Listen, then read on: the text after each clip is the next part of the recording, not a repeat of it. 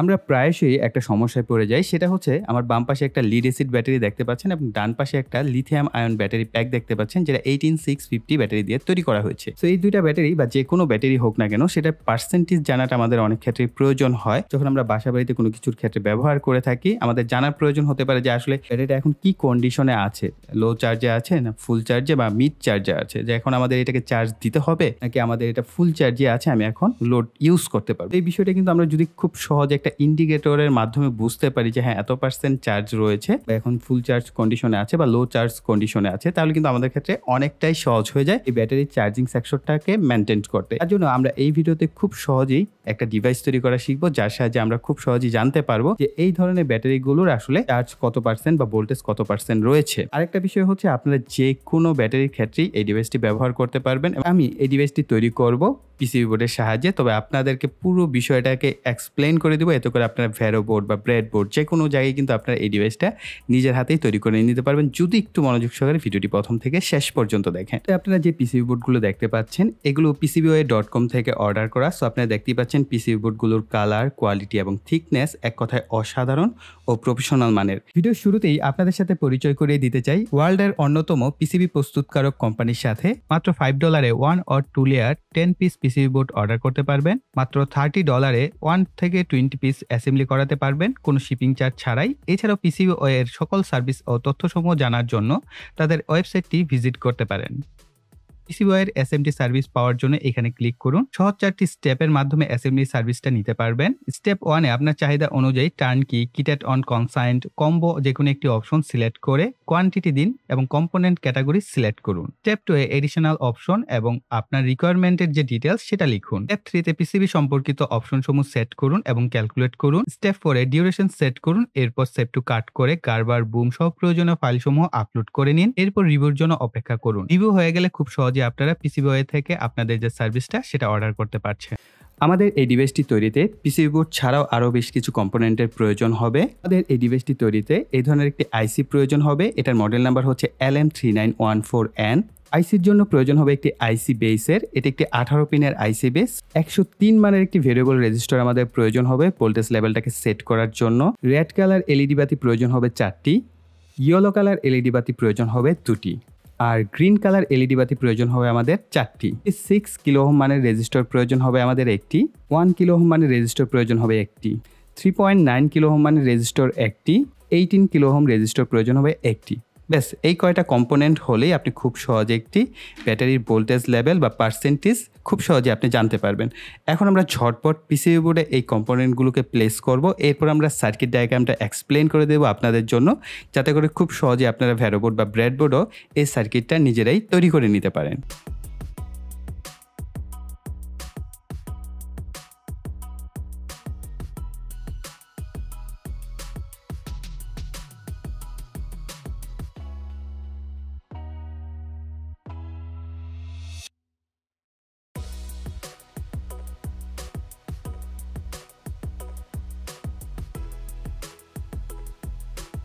আমাদের কম্পোনেন্টগুলো কিন্তু প্লেস করা হয়ে গেছে। এখন আমরা ঝটপট পিসিবি বোর্ডে এই কম্পোনেন্টসগুলোকে সোল্ডারিং করে নিব।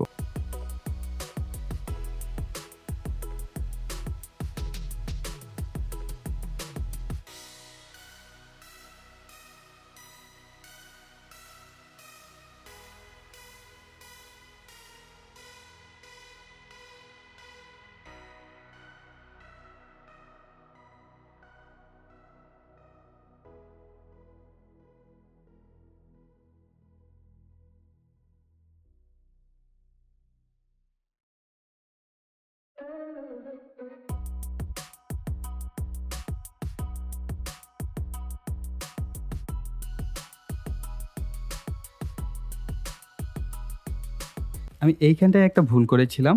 আমাদের যে এই পাশের যে এলইডি বাতিটার যে ডান পাশের যে প্রান্তটা, এটা হবে নেগেটিভ প্রান্ত। সো আপনারা দেখতে পাচ্ছেন। আর বাম পাশের প্রান্তটা হবে পজিটিভ প্রান্ত। তাহলে আমাদের মোটামুটি কানেকশন ডান। এখন আমাদের আরেকটা কাজ বাকি রইল, সেটা হচ্ছে আমাদের এই আইসি বেসে আমাদের আইসিটাকে প্রপারলি সেট আপ করতে হবে। আর আরেকটা জিনিস আপনারা দেখতে পাচ্ছেন, এখানে ভিসিসি যে প্রান্তটা আছে এখানে আমরা একটা লাল তারকে সোল্ডার করেছি এবং গ্রাউন্ড পিনের সাথে আমরা একটি কালো তারকে সোল্ডার করেছি। এই হচ্ছে আমাদের সম্পূর্ণ সার্কিট ডায়াগ্রামটি। এটি দেখে আপনারা ভ্যারোবোর্ড বা ব্রেডবোর্ডে ডিজাইন করতে পারবেন। খুবই সিম্পল একটা সার্কিট, আমি বুঝিয়ে দিচ্ছি। ব্যাটারির প্লাস এবং মাইনাস এখানে কানেকশন করতে হবে। 1 নাম্বারকে প্লাস, 2 নাম্বারে গ্রাউন্ড বা মাইনাস। এই প্লাসটা দেখেন এখানে সম্পূর্ণ কমন করা হয়েছে। এরপর আমরা এখান থেকে বেশ কয়েকটা এলইডি বাতিকে কানেকশন করেছি এবং 1 কিলো ওহম একটা রেজিস্টর দিয়ে একটি পাওয়ার ইন্ডিকেটর বাতি, অর্থাৎ আমাদের সার্কিট যে পাওয়ার পেয়েছে সেটা বোঝার জন্য আমরা এই এলইডি বাতিটা ব্যবহার করেছি। এখানে দেখেন খুবই সিম্পল, আমরা 2 নাম্বার পিন ভি মাইনাস এটাকে গ্রাউন্ড করেছি। ভি প্লাসে হচ্ছে 1 কিলো ওহম রেজিস্টর এবং 10 কে ভেরিয়েবল রেজিস্টর হয়ে এটার যে সেপারেট একটা প্রান্ত থাকে ভেরিয়েবল রেজিস্টরে, সেটাকে আমরা 5 নাম্বারের সিগন্যাল পিনের সাথে কানেকশন করে দিয়েছি। আর 4 নাম্বারে দেখতে পাচ্ছেন আমরা একটি 18 কিলো ওহম অর্থাৎ 18 কিলো ওহমের একটি রেজিস্টরকে গ্রাউন্ড করেছি এবং এখানে 6 এবং 7 কে কমন করে 3.9 কিলো ওহম একটা রেজিস্টর দিয়ে গ্রাউন্ডের সাথে কানেকশন করা হয়েছে। আর 8 নাম্বার পিনকে আমরা সরাসরি গ্রাউন্ড করে দিয়েছি। এরপরে হচ্ছে আমরা দেখেন 1 থেকে শুরু করে 1 নাম্বার পিন 18, 17, 16, 15, 14, 13, 12, 11, 10 এই প্রত্যেকটা পিনের সাথে একটা করে এলইডি বাতিকে আমরা কানেকশন করে দিয়েছি। এলইডি বাতির যে ক্যাথোড প্রান্ত আছে অর্থাৎ নেগেটিভ প্রান্ত বা গ্রাউন্ড প্রান্ত যেটাকে আমরা বলে থাকি, সেই প্রান্তটাকে আমরা জাস্ট প্রত্যেকটা পিনের সাথে কানেকশন করে দিচ্ছি। খুবই সিম্পল কানেকশন, সো আপনারা চাইলে খুব সহজেই ভ্যারোবোর্ড বা ব্রেডবোর্ডে কিন্তু ডিজাইন করতে পারবেন। আর আমি এই ডিজাইন ফাইলটাকে ভিডিও ডিসক্রিপশন বক্সে দিয়ে দিব। আমাদের এই যে পিসিবি ডিজাইনটা, এই ডিজাইনের যে গার্বার ফাইল সেটা আমি ভিডিও ডিসক্রিপশন বক্সে দিয়ে দিব। আপনারা চাইলে PCBWay.com থেকে এই ধরনের সার্কিট কিন্তু আপনারা অর্ডার করতে পারবেন। এই যে দুইটা তার লাল এবং কালো, এগুলোকে আমরা যে কোনো ব্যাটারির পজিটিভ বা নেগেটিভের সাথে কানেকশন করব। তবে তার পূর্বে আমাদের আরো একটা কাজ করতে হবে, সেটা হচ্ছে আমাদের এইটার যে ভোল্টেজের ম্যাক্সিমাম ভোল্টেজটা সেট করতে হবে। আর ব্যাটারির ম্যাক্সিমাম ভোল্টেজ কত হবে সেটা অবশ্যই আপনাকে জানতে হবে। ধরেন আমরা যদি লিড অ্যাসিড ব্যাটারি, ধরেন এই ধরনের ইউপিএস এর ব্যাটারি বা পানি ব্যাটারি, এগুলো কিন্তু আপনার 14.2 ভোল্ট থেকে 14.4 ভোল্ট এটা হচ্ছে স্ট্যান্ডার্ড ধরা হয়। অনেক ক্ষেত্রে আমরা ব্যাটারিকে সেভ রাখার জন্য 14 ভোল্ট বা 13.8 ভোল্টে সেট আপ করি। এই ধরনের লিড অ্যাসিড বা আপনার ইউপিএস এর ব্যাটারি বা আপনার পানি ব্যাটারি যেগুলো বলে থাকেন, সেগুলোর ক্ষেত্রে হচ্ছে বা বড় ব্যাটারির ক্ষেত্রে 14.2 ভোল্ট বা 14.4 ভোল্ট। আর যদি এই ধরনের ছোট হয় তাহলে আপনার 14 ভোল্ট বা 13.8 ভোল্টে সেট আপ করবেন। ওকে, যেগুলো লিথিয়াম আয়ন ব্যাটারি প্যাক সেগুলো কিন্তু আপনার 12.6 ভোল্টে ফুল চার্জ হয়। সেই ক্ষেত্রে আপনারা 12.8 ভোল্ট অথবা 13.2 ভোল্ট সেট আপ করতে পারেন। সো কিভাবে এটাকে ক্যালিব্রেশন করবেন সেই বিষয়টা আমি আপনাদের সাথে এখন শেয়ার করছি। এখানে আপনারা দেখতে পাচ্ছেন আমি একটা ডিসি 12 ভোল্টের কানেক্টর বা সকেট ব্যবহার করেছি। এটার সাহায্যে আমরা হচ্ছে ব্যবহার করব, আমার একটা অ্যাডাপ্টার এই ক্ষেত্রে প্রয়োজন হবে। এখন যাদের কাছে অ্যাডাপ্টার নাই তাদের জন্য একটা শর্টকাট টেকনিক আছে, সেটা আমি বলে দিচ্ছি। প্রথমে আমরা অ্যাডাপ্টার দিয়ে দেখি, এরপর হচ্ছে আমরা শর্টকাট যে টেকনিকটা আছে অ্যাডাপ্টার ছাড়াও আপনারা চেক করতে পারবেন, সেই প্রক্রিয়াটা আমি আপনাদের শিখিয়ে দিব। সো ধরেন আমরা এখন লিড অ্যাসিড ব্যাটারির জন্য ভোল্টেজ লেভেলটা সেট করব। তার মানে কি আমাদের এখানে ভোল্টেজ লেভেল কত হবে?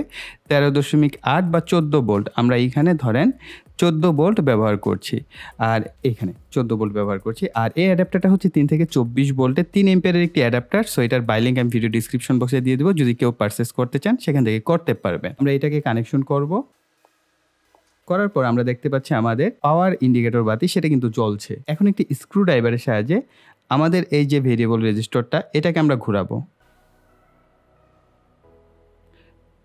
সো দেখতে পাচ্ছেন একটা বাতি ডান দিকে যাচ্ছে। সো আমরা এইটাকে ধীরে ধীরে বাড়াবো এবং ম্যাক্সিমাম পর্যন্ত সেট আপ করবো। যে সবার শেষের যে বাতিটা, এটা খুব সাবধানে ক্যালিব্রেশন করবেন যেন এইখানটাই শেষ হয়। আর আমার চারপাশে অনেক আলো থাকার কারণে আপনারা এলইডি বাতির যে আলোটা সেটা ওইরকমভাবে দেখতে পাচ্ছেন না। আর আমার এই পাশের বাতিগুলো খুব একটা ভালো ছিল না, যার কারণে আলো কিছুটা কম আসছে। যাই হোক, আমরা এইখানে ভোল্টেজটা যদি ধীরে ধীরে কমাই তাহলে দেখতে পাচ্ছেন আমাদের বাতিগুলো কিন্তু চেঞ্জ হচ্ছে। আসলে আমার এখানে সবুজ যে বাতিগুলো এগুলো ওরকম ব্রাইট না, আসলে এই সবুজ বাতিগুলো একটু অন্য ধরনের বাতি পড়ে গেছে। ওই পাশের যে 4টা বাতি, এই পাশেটা মোটামুটি ভালো। সো ওই ক্ষেত্রে আসলে আপনারা একটু ভালো মানের বাতি ব্যবহার করলে এই সমস্যাটা হবে না। সো দেখতে পাচ্ছেন আমরা কিন্তু এখানে 10.10 ভোল্ট পর্যন্ত আমরা একেবারে লোয়েস্ট ভোল্ট দেখতে পাচ্ছি। আপনারা দেখতে পাচ্ছেন, ধরেন আপনার ব্যাটারির ভোল্টেজ যদি 10 ভোল্ট হয় তাহলে এখানে কোনো বাতি জ্বলবে না। যখন এর থেকে উপরে উঠতে শুরু করবে ইন্ডিকেটর বাতি কিন্তু জ্বলছে। সো আমাদের পরের বাতি জ্বললো, অর্থাৎ ধীরে ধীরে আপনার ব্যাটারি চার্জ হচ্ছে। সো আপনি ইন্ডিকেটর বাতি থেকে বুঝতে পারবেন যে আপনার এখন বর্তমানে কত লেভেল বা কত পার্সেন্ট পর্যন্ত চার্জ আছে। সেই ক্ষেত্রে আপনারা এখানে 10, 20, 30 এইভাবে কিন্তু কাউন্ট করে দিতে পারেন আপনার ব্যাটারির ভোল্টেজ কত আছে। এখন অনেকে বলতে পারেন যে ভাইয়া আপনি যে বললেন এইখানে 10 ভোল্ট থেকে 12 ভোল্ট, আপনি যদি একটু মেজারমেন্ট করে দেখেন লোয়েস্ট কাট করা হয় ব্যাটারির ক্ষেত্রে 10.8 ভোল্ট। তো এর নিচে যদি যায় তাহলে ওই ব্যাটারিটা কিন্তু ড্যামেজ হওয়ার পসিবিলিটিস থাকে, বিশেষ করে লিড অ্যাসিড ব্যাটারির ক্ষেত্রে। তো এই ক্ষেত্রে অবশ্যই আমরা এখানে 10 ভোল্ট পর্যন্ত সেট আপ করেছি, মানে পারফেক্ট। ঠিক আছে, অনেকে আবার বলতে পারেন যে ভাই 12 ভোল্টের ব্যাটারিতে একদম 0 ভোল্ট পর্যন্ত যাবে, ওইটা কখনোই যায় না, বা 9 ভোল্ট বা 8 ভোল্ট পর্যন্ত যায় না। এর আগেই দেখবেন আপনার 12 ভোল্টের যে লোড সেটা কিন্তু 10 ভোল্টে আসার পরেই কিন্তু বন্ধ হয়ে যায়। আর 9.8 ভোল্ট পর্যন্ত ম্যাক্সিমাম দেখেছি। আর নর্মালি যেটা হয় 10.5 বা 10.8 ভোল্টেই কিন্তু আপনার এই 12 ভোল্টের ডিভাইসটা বন্ধ হয়ে যায়। তো এই ক্ষেত্রে বলবো এটা খুবই আদর্শ একটা ডিভাইস হয়েছে আমাদের। আমরা যদি ধীরে ধীরে বাড়াই, এই যে 12.1 ভোল্ট, ঠিক আছে, এখন 13 ভোল্ট, পরেটা 13.2 ভোল্ট আমাদের জ্বলছে, অর্থাৎ 13 ভোল্ট আমরা ধরে নিতে পারছি। সো যখনই কিনা আমাদের এটা 14 ভোল্টে যাচ্ছে আমাদের কিন্তু ফুল চার্জ দেখাচ্ছে। তার মানে কি এখন আমরা আমাদের ব্যাটারির যে চার্জিং কন্ডিশন সেটা খুলে ফেলতে পারি। এখন আমরা একটু চেক করব, যেমন এখানে যে আমরা কানেকশনগুলো ব্যবহার করেছি এগুলোকে একটু খুলে ফেলি। কারণ আপনাদেরকে বলেছিলাম যে একটা শর্টকাট টেকনিক্স বলবো। শর্টকাট টেকনিক্সটা হচ্ছে এই, আপনার কাছে ধরেন একটা লিড অ্যাসিড ব্যাটারি আছে, এই লিড অ্যাসিড ব্যাটারিটাকে ফুল চার্জ করবেন, প্রয়োজনে যতটুকু সম্ভব হয় ওভার চার্জ করলেন। হ্যাঁ, যদি আপনি এটাকে 5 ঘন্টা বা 6 ঘন্টা আপনার চার্জার দিয়ে চার্জ করে ফুল চার্জ করে রাখলেন, এখন আপনি ফুল চার্জ করার পরে হচ্ছে আপনি এইটার যে আউটপুটটা এটাকে ব্যাটারির সাথে কানেকশন করে ক্যালিব্রেশন করে নেবেন ম্যাক্সিমাম। এতে করে আপনার ব্যাটারি ভোল্টেজ যখন কমতে থাকবে অটোমেটিকলি সেট হয়ে যাবে, আবার যখন বাড়তে থাকবে অটোমেটিকলি কিন্তু সেট হয়ে গেল। সেটা হচ্ছে সবচেয়ে শর্টকাট টেকনিক্স।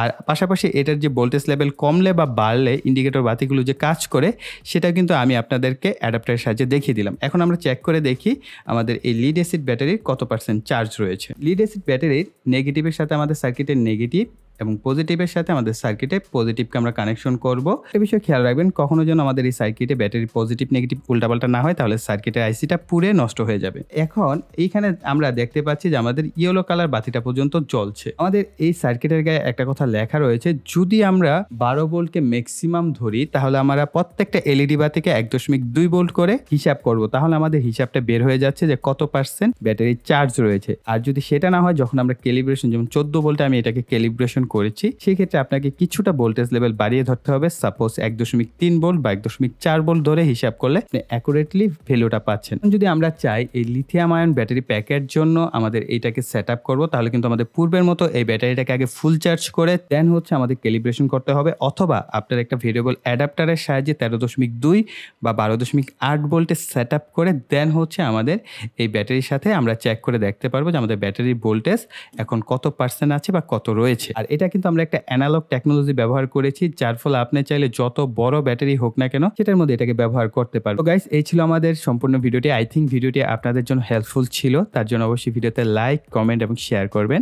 আর যারা এখনো চ্যানেলটিকে সাবস্ক্রাইব করেনি, চ্যানেলটিকে সাবস্ক্রাইব করে পাশে বেল বাটনটি অ্যাক্টিভ করে দিবেন পরবর্তী ভিডিওর নোটিফিকেশন পাওয়ার জন্য। সো এই বলে এখানে বিদায় নিব। সকলে ভালো থাকবেন, সুস্থ থাকবেন, টাটা।